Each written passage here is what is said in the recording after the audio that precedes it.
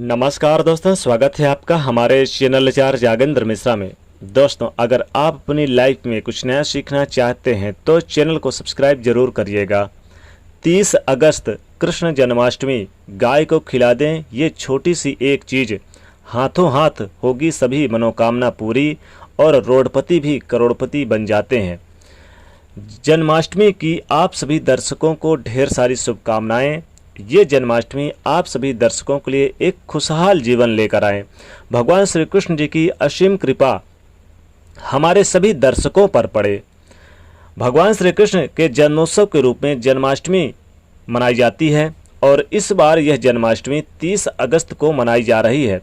भगवान जो हैं श्री कृष्ण मुरारी, वो भाद्रपद मास के कृष्ण पक्ष की अष्टमी तिथि में रोहिणी वृषभ लग्न में जन्म लिए थे और इस बार 30 अगस्त को रोहिणी नक्षत्र और हर्षण योग बना हुआ है और भगवान श्री कृष्ण जी का जन्मोत्सव बड़े धूमधाम से मनाई जाएगी। चूँकि इस दिन महासंयोग भी बना हुआ है, कई सारे दुर्लभ शुभ संयोग भी बने हुए हैं क्योंकि रोहिणी नक्षत्र अष्टमी का महासंयोग सारा दिन रहेगा और इसे जयंती योग भी कहते हैं।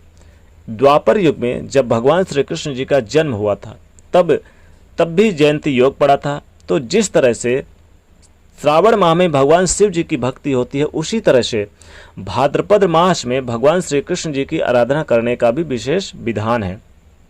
और जो व्रत रखना चाहते हैं वो पूरा दिन व्रत रखेंगे और रात्रि 12 बजे तक आपको व्रत रखना है। वैसे आप नहीं रह सकते तो लिक्विड वगैरह ले सकते हैं। तो रात के 12 बजे वैसे शुभ मुहूर्त भी इसी समय का है। तो ठीक 12 बजे आप भगवान श्री कृष्ण जी का जन्म करवाइए। खीरा से करवा सकते हैं। साथ ही चूँकि अष्टमी तिथि 29 अगस्त से प्रारंभ हो जाएगी, यानी कि 29 अगस्त रविवार के दिन रात्रि 11:25 से प्रारंभ होगी और यह 30 अगस्त को देर रात्र 1:59 तक रहेगी। इसलिए 30 अगस्त को ही जन्माष्टमी मनाई जाएगी। चूँकि उदया तिथि के हिसाब से और बहुत अच्छा समय भी है क्योंकि पूरा का पूरा दिन अष्टमी तिथि में रहेगी और जब आप व्रत का पारण करेंगे तो रोहिणी नक्षत्र समाप्त होने के बाद ही आपको करना है। तो चलिए जान लेते हैं। देखिए, पूजा का शुभ मुहूर्त रहेगा 30 अगस्त की रात्रि 11:59 से लेकर रात्रि 12:44 तक, यानी करीब 45 मिनट का वक्त रहेगा पूजा का समय। तो भगवान श्री कृष्ण जी का जन्म चूँकि रोहिणी नक्षत्र में हुआ था और इस बार रोहिणी नक्षत्र हर्षण योग बना हुआ है तो इस दिन का विशेष महत्व बन जाता है। द्वापर युग में जब भगवान श्री कृष्ण जी का जन्म हुआ था तब भी जयंती योग था और अब भी जयंती योग ही बन रहा है। तो भगवान श्री कृष्ण जी को मनाने के लिए उनको मनपसंद वस्तु उनको भोग लगाइए, लेकिन इस दिन गाय को अपने हाथों से क्या खिलाएं क्योंकि अगर कि आपकी सारी मनोकामनाएं ही पूरी हो जाएं। क्योंकि भगवान श्री कृष्ण कान्हा जी को गाय बहुत पसंद है। वो एक ग्वाला थे। गाय यानी कि गाय माता को चराते थे, गौ माता के साथ बड़ा लगाव था, घूमते थे, फिरते थे, गैया को दोहते थे। मक्खन खाने वाले श्री कृष्ण भगवान उनके साथ रहते थे। तो लड्डू गोपाल को कैसे मनाएं ये तो आपने अभी तक जाना, लेकिन गाय को क्या खिलाएं कि जीवन के कष्ट मिट जाएं, सारी मनोकामना पूरी हो जाए, रोडपति से भी करोड़पति होने में देरी ना लगे। और ये बात जान ले कि भगवान श्री कृष्ण जी को गौ माता बहुत प्रिय हैं। लेकिन उसके पहले कुछ और जान ले। देखिए, भगवान श्री कृष्ण जी को गोकुल में सिर्फ इस माखन यानी कि दूध माखन के लिए ही नहीं, गायों को भरपूर साथ भी मिला था इनका और उन्हें चराते थे, आनंद उत्सव खेलकूद करते थे और बाल सखाओं के साथ रोज जंगल जाकर अपनी गायों को चराते थे। और गायों के प्रति उनकी श्रद्धा, उनके अंदर प्रेम इस कदर था कि उन्होंने ब्रज में इंद्र की पूजा तक बंद करवा दी थी और गायों की उपासना पूजा शुरू करवा दी थी। उनके इस प्रेम के कारण उन्हें गोपाल नाम भी मिला। और मान्यता है कि खुद जन्माष्टमी के दिन भक्त गो सेवा करते हैं तो उन पर भगवान श्री कृष्ण जी की विशेष आशीर्वाद बरसता रहता है। तो भगवान श्री कृष्ण जी के आशीर्वाद पाने के लिए आप वैसे तो रोज गाय को चारा पानी दे, लेकिन इस जन्माष्टमी के दिन कुछ खास प्रयोग कीजिए गाय के प्रति। गाय की पूजा अर्चना करें। जन्माष्टमी के दिन गाय को आप चाहें तो आप उन्हें उनके माथे पर पीले चंदन अर्पित करें, पुष्प अर्पित करें, क्योंकि गाय में 33 करोड़ देवी देवताओं का वास होता है। तो जन्माष्टमी के शुभ अवसर पर गाय को तो आप चारा हरा घास अपने हाथों से खिलाएं चुपचाप, यानी किसी से बोलते नहीं और चुपचाप हरी घास खिलाएं। और आपके घर में जो पहली रोटी बने वो रोटी में गुड़ थोड़ा डाल के और तिल डाल के पहली रोटी जरूर खिलाना चाहिए, और खासकर जन्माष्टमी के शुभ अवसर पर।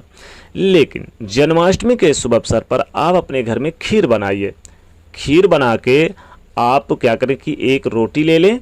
अब पहली रोटी अगर है तो ठीक, नहीं तो कोई भी रोटी फिर चलेगी। अगर आप नहीं ले पाएँ तो उसमें खीर डाल के थोड़ा सा गुड़ डाल के आप गाय को खिला दे चुपचाप। फिर देखिए कैसे आपकी समस्त मनोकामना पूरी होती है। आपकी हाथों हाथ होगी सभी मनोकामना पूरी। लेकिन गाय को खिलाते समय ये एक छोटी सी चीज़, आप अपनी मनोकामना जरूर बोलें और भगवान श्री कृष्ण जी का यानी कि स्मरण करें, फिर आप उसी समय खिलाएं। और खिलाने के बाद आप 3 बार गाय की परिक्रमा करें या 11 बार, और फिर उनके पैर यानी जो आगे के पैर, दाहिने पैर होते हैं आगे के, उसे अपने मस्तक पर यानी कि स्पर्श करें या फिर चरण स्पर्श करें, या उनके धूल नीचे पैरों की धूल को स्पर्श करें। आपकी हाथों हाथ मनोकामना पूरी होगी।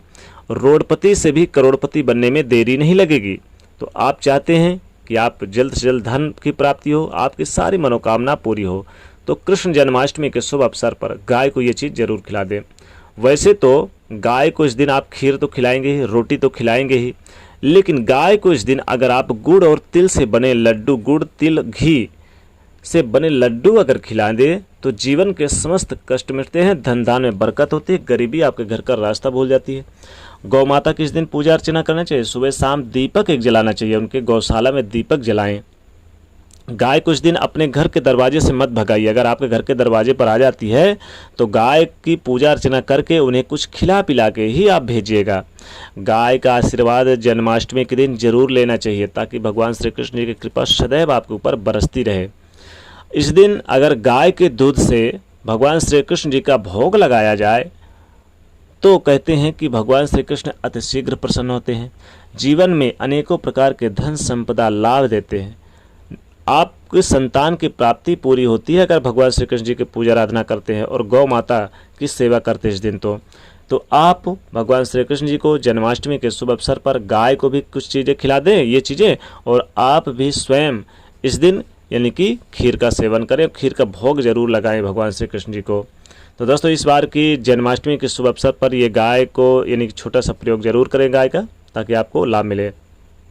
तो दोस्तों जाते तो वीडियो को लाइक जरूर करें, नहीं तो चैनल को सब्सक्राइब करें, उसे शेयर करिए। जय श्री कृष्ण।